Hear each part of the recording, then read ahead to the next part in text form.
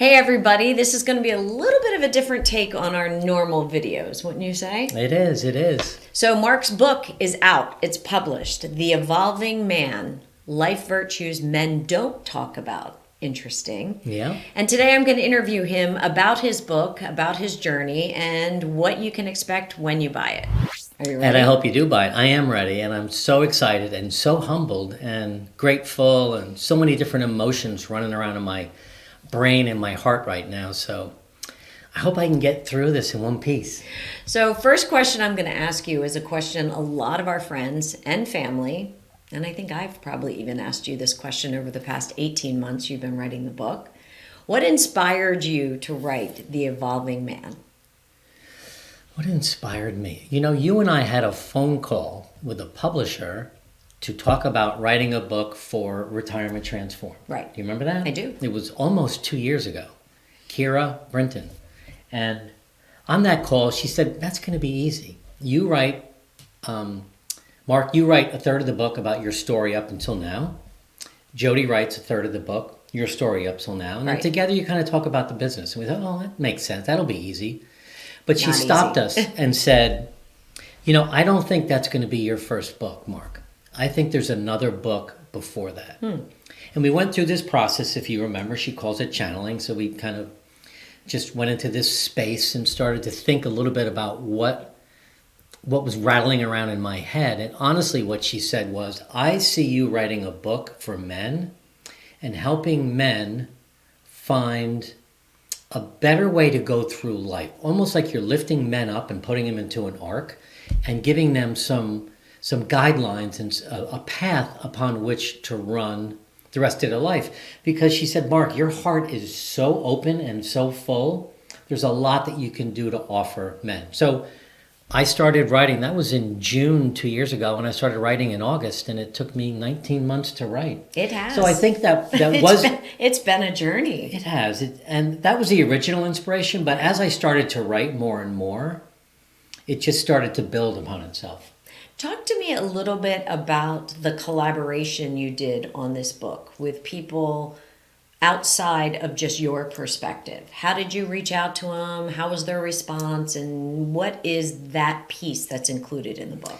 It's a great question, because when I wrote for the first month and I wrote the first chapter on, I think it was listening or vulnerability or compassion or empathy, I can't really remember. It seemed empty. It seemed like it was missing something. And I talked to my publisher and she said, because the chapter basically starts off with calling out the topic. So I talk a little bit about listening. And then I tell a story about a lesson I learned in my life that made me a better listener. And then there's 4 journaling questions that I want the reader to answer. And then at the end, I give you a challenge in each chapter on how to become a better listener or empathetic, whatever it might be. But the journaling question, it just fell flat. She said, you know any men you can reach out to and get their answers to these questions and maybe bring that into the book? So the first week, I went through my phone and I picked out 60 men that I knew, and I sent them an email with the 4 questions. And 50 of them responded back with answers. And I was overwhelmed with like, oh my God, I can't believe this. Right. So then I doubled down and I made it 150 men. And I did that for 18 weeks. And I got back nearly 2,000 responses from these men about their answers to these 4 journaling questions on all these topics. And it was amazing. And you've included some of those in the book. I have. And I think that's what gives the book a lot of strength. When you're reading this book, you're not reading it alone. It's almost like you're in a men's discussion group. So when the first journaling question is in there, you see the other men's answers, and then I give you an opportunity to answer that question yourself. And then I give you a challenge, and there's 18 chapters like that. So I would just say that these men that helped me write the book, really, this was co-authored by 50 other men. Right. That's great. That's really a big differentiator for you, for the book, and for all of the potential readers that are out there. Yeah. Let me just ask you one more question about the men you reached out to. They're from all walks of life, all ages. Tell me a little bit about the demographic, because what I find interesting is your journaling questions got such varied perspectives? They are men, all men from the age of 30? 32 to 80. All walks of life, lawyers, accountants, retired contractors, School teachers. yeah, people that I've known for anywhere from 5 years to 40 years, or maybe some childhood friends.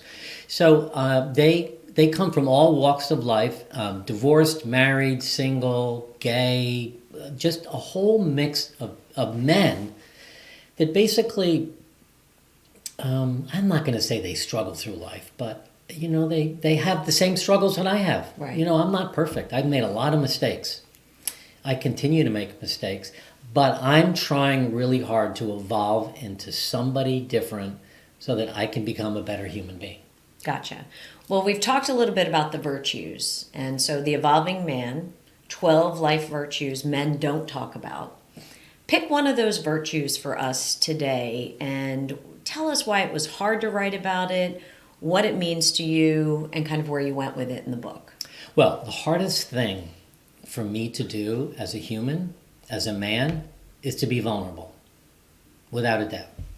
And you witnessed that when we first met. I have this fear of really sharing with you what I need from you, what I want from you.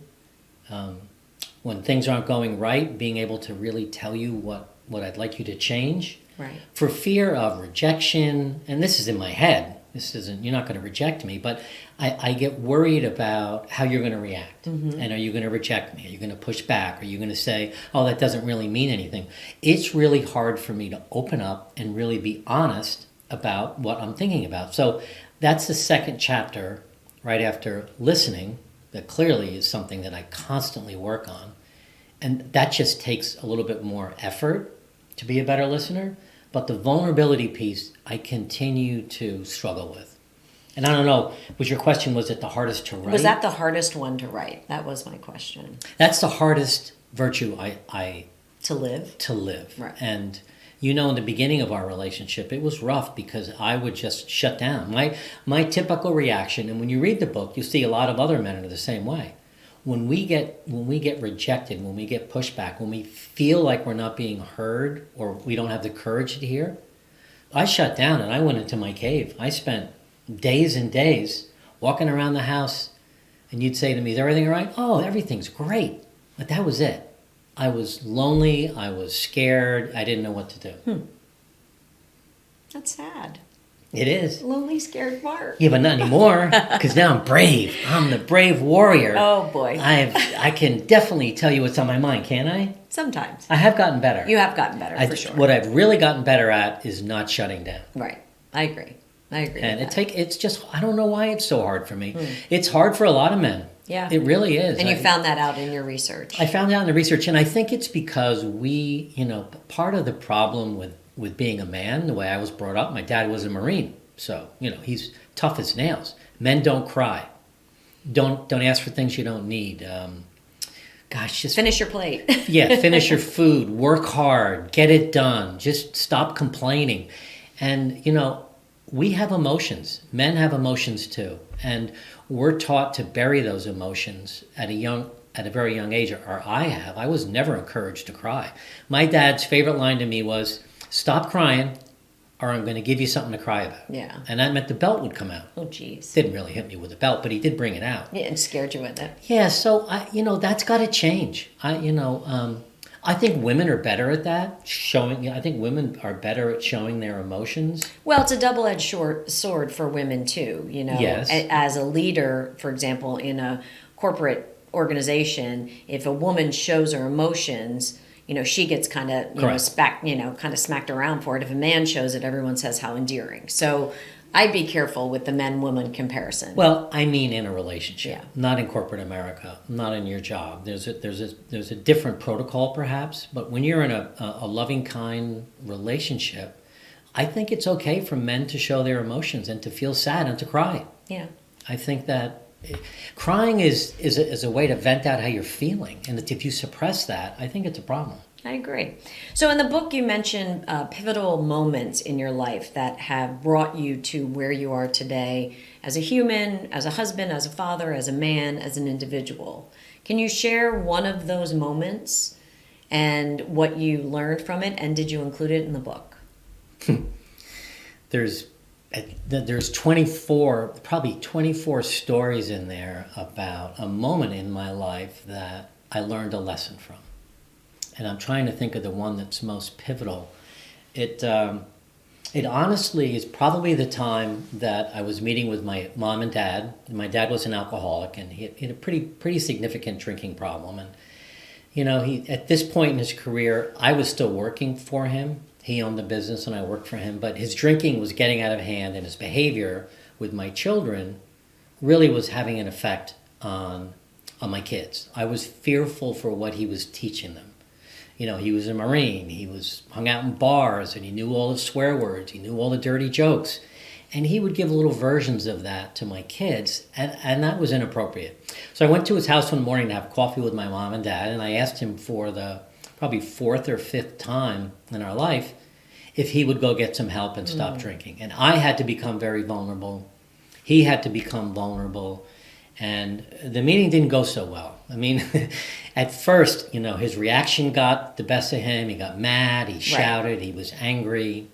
But then, he calmed down and he said to me, maybe this is God's way of reaching out to me to tell me that I need help. And I'm going to get help. I swear to you, I'll get some help. And I said, that's great. And the next day in the office, he said, I was thinking about yesterday. Thanks for coming over. I appreciate it. But I'm a Marine. I can handle this myself. I don't need help.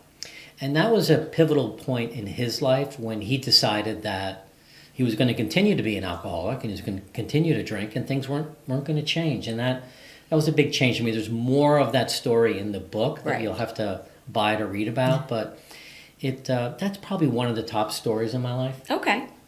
So let's talk a little bit about listening, because you've mentioned it early in this discussion. Excuse me, what'd you say? Yeah, exactly. You've mentioned it early in this discussion. And can you share a personal story where truly listening, active listening, really made a difference? Sure. I think the best listener in my life was my brother Chuck. Who passed away from ALS, and there's a big story in the book about that. But he and I were in business together. We grew up together. We got in trouble together. We learned how to drink alcohol together. We did everything together. Right. And we built a couple of very successful businesses. But when Chuck and I were in a meeting alone and we were trying to work through something, I remember so many times that he was looking me in the eye. He was nodding his head. Right. And he was writing down a few things, asking a few questions, and I just kept answering. And I felt so heard by somebody, more so than anyone else in my life. And almost to a point where it was uncomfortable that, gosh, why isn't he interrupting me? Whereas me, when I listen, a lot of times, and I do this with you, I do it with the kids, I think we all do it. You get halfway through a question or a story, like I know how to fix your problem. Right. You're already thinking of an answer or a response. Yeah. And that's not really good listening. It's terrible right? listening. You shouldn't listen to respond. You should listen to hear. And did you get a lot of that from the men that you surveyed? That they aren't good listeners? It's something that they think about now as they're aging? I don't remember, because I don't remember if any of the men actually said, I'm a super good listener. Many of the men said it's one of the strongest suits you can have as a human is to be a good listener. But so many of the men talked about not really being a good listener and how it has affected their life and their relationship with their family and friends. Right. And at work. Let's pivot for a minute from listening, because your book talks a lot about the dynamics of relationships in people's lives and how they change, evolve, morph, whatever the term is you want to use. What is it in the book that you either found out during research or that you want to have people learn more about when it comes to relationships? I'm looking at my index of the virtues, and it's listening, vulnerability, humility, forgiveness, regrets, relationship is a whole chapter by itself, gratitude, ego, compassion and empathy, curiosity and learning, kindness and generosity, and love. All of those 12 virtues. If you can get good at those 12 virtues, if you can move the needle a little bit, I 1000% believe your relationship with other human beings will get better. So I don't think there's one virtue over the other, but I think we all can constantly move the needle and constantly spend the rest of our lives, which is what I'm trying to do, to get better at all of these virtues. And, it's not easy, and I make mistakes, and I fail, and sometimes I don't listen to you when I should, and I'm not giving you the attention. I'm in my phone, and it's these damn phones that we have are ruining society in one way. They're great in another, but gosh, we're addicted to our phones, and it's such a bad addiction. We need to be addicted to these 12 virtues, I think. I don't know if that really answered your question. It didn't, okay. Because specifically on relationships, if someone buys this book, if a man buys this book, and there's a whole chapter on relationship, and you've done all this research and everything, what's one piece of advice that you might give them if they're struggling with a relationship? Any relationship they might have. I don't remember the relationship challenge, but I believe it's, pretty sure it's about getting together with your partner or spouse. Or any significant relationship? Or any child. Someone that you're at odds with. Someone that you're not getting along with. A good friend. And ask them if you can set aside some time to have a conversation. And it needs to be safe. There needs to be some ground rules where we agree not to react to what someone says. We agree to ask a lot of questions. We agree to respond. It's really about communication. I would say the key critical component needed in all relationships is good, honest, two-way communication. Okay. And that comes from listening, being vulnerable, being kind, being honest. Just sitting down and working through what are the problems. Like, we do this all the time. Like, whenever we're what's so funny? Well, we don't do it all the time. We do it a lot of the time, and we are trying to practice it. And I think that's the key message, right? I feel like we do it all the time. It is probably the key message, is to be able to, instead of sweeping things under the carpet, putting your emotions under there, putting your vulnerability there, your inability to communicate, you've got to bring this stuff up to the surface. Right. It's amazing that while the divorce rate in America is down, gray divorce is up. Divorce over the age of 65. And our business, Retirement Transformed, really highlights that a lot, because when you enter retirement, you and I had busy careers, and we did just fine. By the time we got to bed, we were exhausted. Right. We cooked dinner, we worked all day. You also have big gaps of time prior to retirement where you're apart. You're apart. And then you're together all the time. Like, what do we do now? Right. So I think communication is the biggest tool that you can have to have a healthy relationship. Okay, let's move to something that you can and you do, and I think you implore your readers and certainly all of our viewers on YouTube to do this. But how do you practice gratitude every day? Because I know gratitude's a big part of the book. I have a very grateful heart, and that wasn't given to me. That was something that I learned how to develop. My mom was very grateful. I think my dad was grateful too, but again, the Marine thing, the hard ass, he was grateful, but my mom had such an open, loving heart that maybe I inherited that, maybe I just learned her ways, but I begin every single day by writing down 3 things I'm grateful for. I have this wonderful morning routine that I think we talked about in one of our YouTube sessions. I didn't put it in the book because I had to cut some chapters. But I get up first thing in the morning and I write 3 things I'm grateful for. And I've been doing that for 5 years. And you know that the first gratitude that I always write is... It's me. It's you. It's Jody. And I write Jody. I'm grateful for Jody with a hyphen. And something about Jody that I'm grateful for. I've been doing this every day. Sometimes they're kind of funny, though. Yeah, because you go in and look and you leave me notes in my journal, which is funny. But I I believe that has bulletproofed our relationship because I am so grateful about so many things that you bring to our relationship. Thank you. Even when you're being a jerk, it doesn't matter. No, I just love you so much for all of the positive things about your life. And it does reinforce when you're able to write down what you're grateful for. And I think that's in your gratitude chapter. It is, and it's just, and then I write 2 more things. It Right. could be the sunrise, it could be one of my kids, it could be something.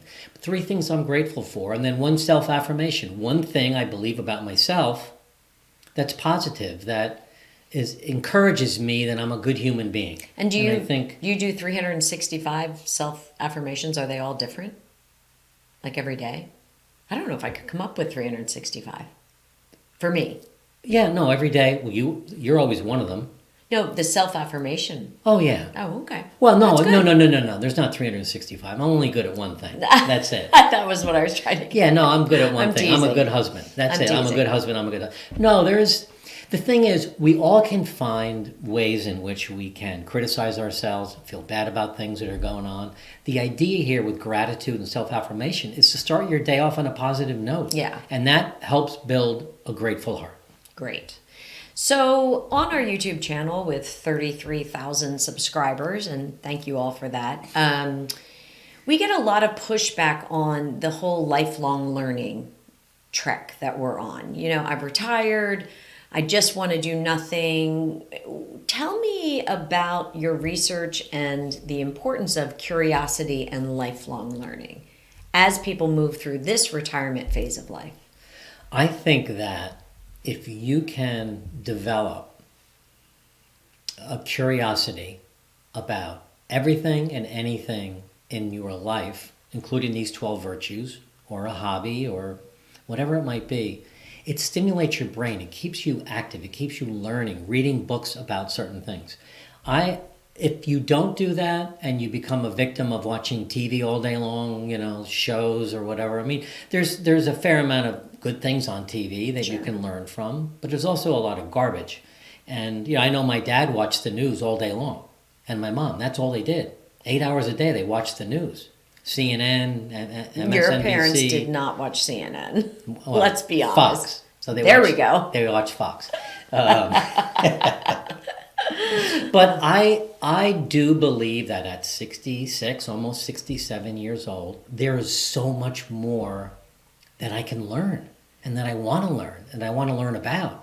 And we learn things together. Right. And we learn things separately. Yep. But I think it's so important to make sure that you're challenging your thinking.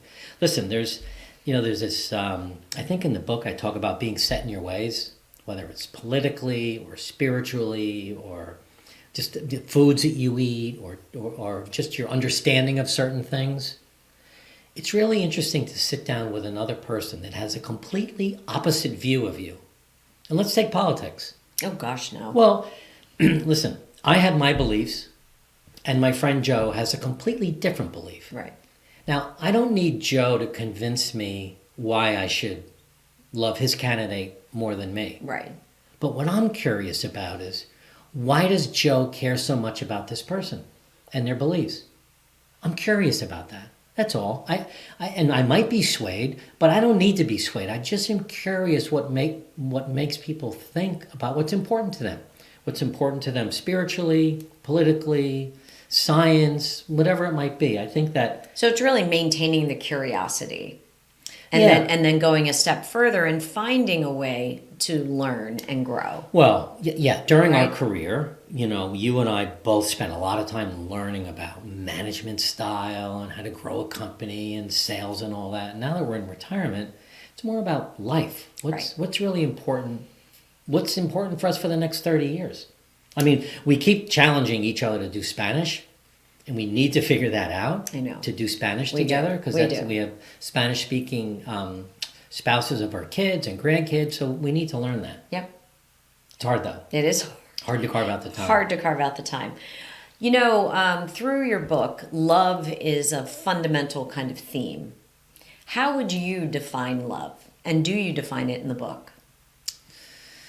I probably do. I think that for me, the book, when I first started writing the book, I was going to call it your path to unconditional love. Because I think when you look at some of these virtues, listening, vulnerability, forgiveness, regrets, gratitude, that begins to open up your heart. And this idea of love, I think, is a lot bigger than the words, I love you. Right. I love you so much. Those are beautiful words. But really showing that with action is really more important. And one of the best ways to show someone you love and care about them is to be a good listener. That's true. So I think this idea of love, there's a chapter in the back end of the book. There's 6 more virtues, so to speak. One is called sex and intimacy. And that's a form of physical love, showing the other person that you desire them physically, right? Right. And that's a form of love. And that's a form of love that's really important to many people, and that's great. But this idea of practicing unconditional love for your fellow human being, I think is, if you can move in that direction, your life is going to be better, and those around you will be better too. So you just touched on a section of the book that I believe in the book you call a deeper dive. Yes. And those topics that are in the deeper dive are a little bit more complex, I think. Well, there's self-care, which is critically important to make sure you take care of yourself. Sex and intimacy. Marriage. We have a good marriage, right? Yes. Listen, a marriage is it's a blessed union that you have together. That's hard. I was just talking to one of our daughters this morning that 2 human beings living together in the same home, cohabitating, in this box they call marriage that has kind of rules and promises. It's, I think, one of the hardest things to master. It really, really is hard to live together and make sure you're always on point and the best person you can be for your partner. That's hard. So I talk a lot about marriage. Grief, grieving those that we love who have passed, spirituality, and then legacy, which is really important for all of us. What prompted you to add a deeper dive section as opposed to including these in what you call virtues? Well, I don't think marriage is a virtue, so to speak, right. But I think it's important to address it. So these are things that didn't fall under your definition of virtues. Correct. But were still important enough and complex enough. Did these topics come up through your research and conversation, or were they always on your list? Well, they were always on my list. The thing is, as I started to build the book and put it together and finish chapters, I started to move things around. I started to think about putting them in order. Number 1 is listening. Number 2 is vulnerability. Those are the 2 most important virtues. I mean, read those 2 chapters. That's all you need to do. Well, not that's really. Not true. No. But if you read those 2 chapters, you're well on your way to improving your life and those around you. Every chapter is important. I just felt like these should be separated in a way. Legacy is not a virtue, but legacy is so darn important for all of us humans. Like, how do you want to be remembered? Right. And so you do a challenge, as you mentioned, in each of the chapters. Do you also challenge the readers in the deeper dive section? I do. So when you challenge somebody on legacy, what does that look like? Because legacy is so individual. I don't want to give this away. This is the best part of the book. Oh. This is my favorite part of the book. And what I do is I talk about legacy. You hear from the other men, give you a chance to answer journaling questions. And then my challenge is I ask you to write a letter to yourself from your 90-year-old future self. And I did this myself at the beginning of the book. Actually, I did it probably a year before I started writing the book. A couple of years because ago. I started to think, I'm 64 years old, and I fully expect to live to be 100. That's my vision. My goal is to be physically independent at the age of 90, so that drives a lot of my behaviors. But I started thinking about it, if I'm 90 years old, what do I look like? And I wrote a letter to myself. Dear Mark, I want to thank you so much for all that you've done in the last 24 years to ... And I spell out all the things that my 90-year-old self is grateful to me for doing. And that's helped me visualize what I'm going to do for the next 24 years. And in the book, I give a framework on actually how to do that. I think it's the best part of the book. is the exercise that I have at the end of that chapter. So, to kind of wrap it up so we don't give away everything and all the legacies or all of the chapters and all of the virtues, what's your favorite chapter? What was your favorite chapter to write? What was your favorite chapter to get input on? And if the readers were to say, oh, I can't wait to get to this chapter because it was Mark's favorite, which would it be? It probably is legacy, which I just talked about, but I think my second other favorite chapter was grief. And grieving is so individual. It really is. And I know so many people who have lost children, they've lost parents, they've lost spouses, and there is no quick fix. There isn't. And I don't profess to have a solution for you, but I know what I do. In the book, I talk about the day my mom passed. I was sitting on her bed. I was holding her hand. My son Christopher was on the other side of the bed holding her hand. She had been at the end of a 9-year journey with dementia, and her time had come. And the nurses called us and said, my sister-in-law actually called me to say, you better get over here right now. I think she's about to go. And as I sat there and held her hand as she took her last breath, I honestly saw a vision of her spirit leave her body. And she instantly went stiff and cold. And I realized that that's just a body. So I believe that my mom is still around in my life, and my dad and my brother Chuck. And I have conversations with them. But in the book on grief, I give this other exercise, and I ask you to write a letter to a loved one who has passed. And I give a framework for that as well. And for me, it's very healing. And I did that with my dad. I did it with my mom, and that was more than 10 years ago. And I did it with my brother Chuck, and a copy of the letter that I wrote to Chuck is in the book. And it really, I believe the best part of me, the best part of my parents and my brother all live inside of me. I'm blessed to have all the best virtues and talents that my mom had, my dad had, my brother has. I'm not a good listener like Chuck, but whenever I'm listening, I always think, what would Chuck be doing right now? And that for me is a good way to grieve or really embrace those that we've lost. Great. Well, thanks for the time. I feel like I'm your interviewee. You did great. Oh, awesome. I'll give you a signed copy. Oh, I get a free copy. The Evolving Man, Life Virtues Men Don't Talk About. Check it out on Amazon. The link is below, and thanks for this interview. It was great. Mwah.